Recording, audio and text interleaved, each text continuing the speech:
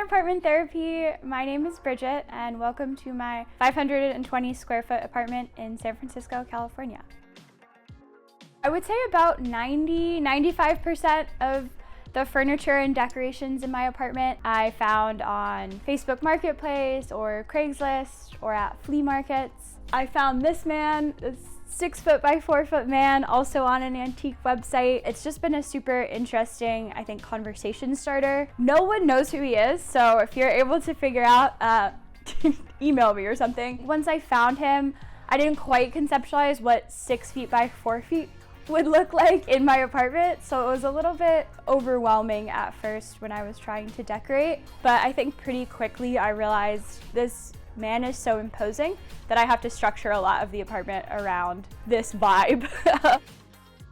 I think the biggest challenge with this space initially was the middle of the pandemic, so I was spending so much time at home, working from home, sleeping here every night. So I have kind of tried to bracket different sections of the apartment to kind of create those different zones. So it doesn't feel like when I'm working at the kitchen table, I can also see my bedroom and everything blurs together.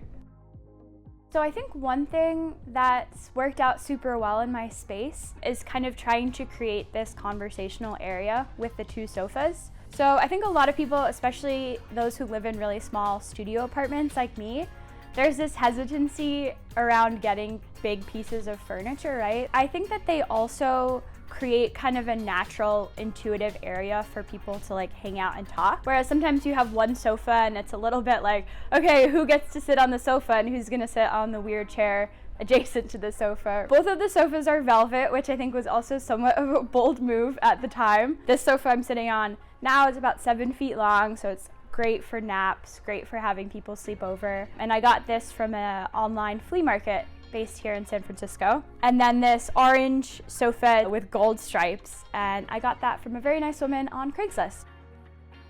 With the gallery wall, the rest of the pieces, most of them I've sourced from Etsy or Craigslist or Facebook Marketplace. There's a few that are particularly special to me. This little girl in the blue shirt is my grandmother when she was about 10 years old, I think. I used to live with her. We're very, very close. A few were given to me by my mom for presents, and a few were actually painted by a friend who I met here in San Francisco. I would say my proudest kind of storage solution is my giant vintage stove. You might think at first, okay, it's this huge stove, it's literally 400 pounds, it's impossible to move. But what I decided to do after I somewhat impulsively got it was I totally deep cleaned the inside of it because it was a working stove, so it kind of smelled like fish, wallpapered the inside of the walls, and then have been using it as a bar cart. And then one of the drawers is like a kind of COVID staging ground, so I have all my free COVID tests. So if someone comes over and they need a test, I can just pull open my stove and hand them one. One thing I have been getting pretty into over the past couple months is some DIYing. So I've made a couple benches, and I made this bench right here, and I made my dining room table because I knew that I wanted to make it, a very particular length and width. I think it's been super cool to just be like, I don't have to make something that is award-winning or super well designed. As long as you like it and it's somewhat structurally sound, that's kind of my bar, right? Of no one's gonna fall to the ground if they sit on this piece of furniture. I consider that a success. This is my bedroom nook. So to kind of make this its own space, I made this bookcase to be the exact kind of height and width that I wanted, and loaded it up with this giant plant and a lot of books to really kind of delineate the space. And then I also got these curtains, my bed frame, my bedside table, and the artwork that hangs over my bed are all from Facebook Marketplace.